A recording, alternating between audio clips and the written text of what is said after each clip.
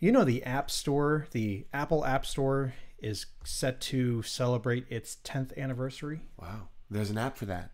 Yeah. I remember those days. Yeah, no one even bothers saying that because it just goes without saying. Of course there's an app for that. Everyone has smartphones, you moron. I remember when it was like rare to see someone with like an iPhone. I was like 9 years old or whatever, and I'd see someone with an iPhone. I'd be like, bro, can I play Angry Birds? Because that was the only thing worth playing. Yeah. So Apple is apparently planning on making a Netflix subscription style based gaming service. I assume that this is going to be for their mobile devices and not for, like, let's say MacBook Pros, their normal Mac OS. Or maybe if you did it, it would transfer to that too, and you could play the mobile games on your computer. Yes, and on top of this, they're thinking of becoming a publisher. But this kind of goes along the same lines as what I'm assuming what Microsoft does with Game Pass. Yeah. For the Xbox. But here's where I kind of see a lot of problems here. Mobile gaming, and this is why a lot of gamers and a lot of console gamers and PC gamers just stay away from mobile gaming, and it's because of the monetary systems that they have set up for it. Like, nothing is just, you don't just buy a game anymore for a couple of bucks. You play it for free, but if you really want to excel at it, you got to just pump money into it. Yeah. And how would that work on a subscription level? Would you play like a more fully realized version of the game? Would you get games with like a certain amount of credit that you could spend each month? I'm thinking like they have games that come out and you can only get them. You can either buy them separately if you don't have the subscription service. Right. Or you have the subscription service and you can get any of those games. So you think they'll have exclusive games on it?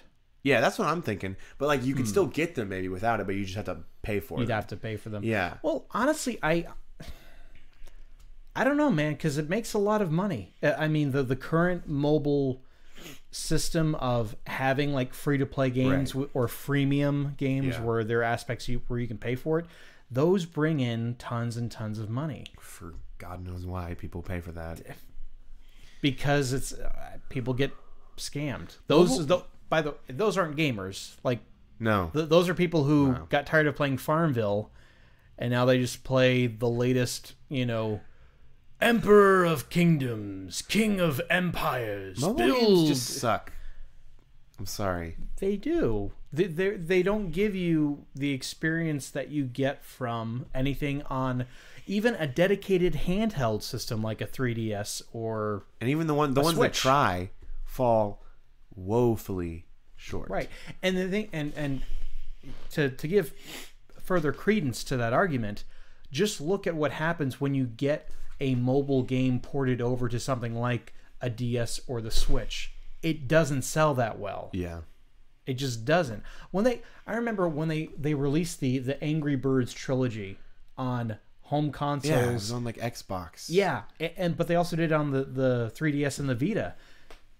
They didn't sell all that well because you know why? They were charging $30 for a game which is free to play on your mobile phone, or you spend $2 to get rid of ads.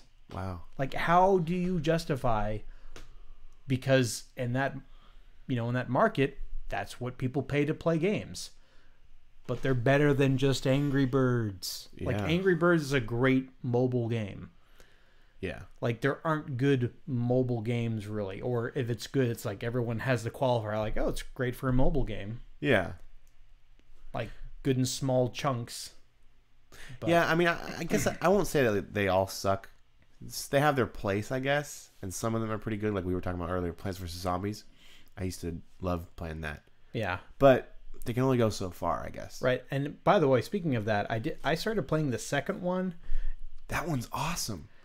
Really? I liked it. Where you go to the different worlds. There's something about it that different time periods. I think there's too much in that game. Like they made it way too big, and it's like obviously made for mobile platforms, whereas the first one started as a PC game. Yeah.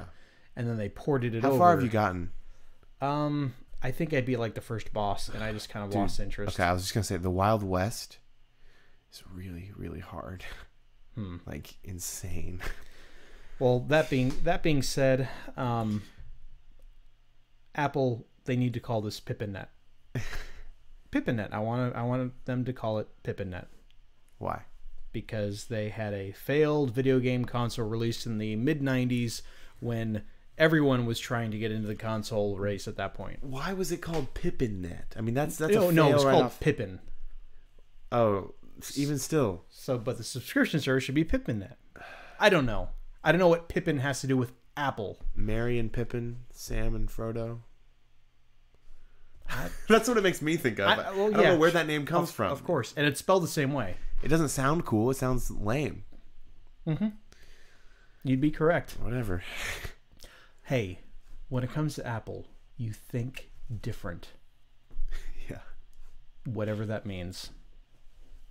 Because serial killers think different than the rest of us. But anyway. Naming it PippinNet would just be dooming it to fail. Maybe. So with this, the reason why this interests me is because I would like to see, like, maybe this could change mobile gaming for the better. Maybe we could see, like, more non-cash grab games put on there, because they used to do that. There was a game on Google Play called Horn. There was a game on iOS that no longer runs on the newer versions. That was Infinity Blade. Did you ever play that? Really good looking game that really could show off what the iPhone was capable of. And then on Google Play you had Horn, which had similar, like, combat, and, like, you swipe different parts of the screen to do different moves, but they really, like, pushed the graphical prowess of those smartphones, like, from 7 years ago. But nowadays we don't get that. It's like everything has devolved into... Well, there was that Marvel game that came out. You remember that one? I knew some people who got it. That it was like a Marvel fighter game, and you could like... I don't know. It looked kind of cool to me. I think the last Marvel game I played was the Iron Man 3 movie game. That basically... it was like an endless runner where you crashed, and then you'd have to wait till your suit got repaired, or you could spend real money and repair it now and keep playing and unlock other... Yeah, it was dumb. It was total rip-off. Yeah, but, a lot of them are. But that's how Mafia works. I don't say this often, but Apple, I truly wish you well. I hope that this becomes something bigger, and maybe something that can improve mobile gaming to something that would actually make us want to spend some time doing it.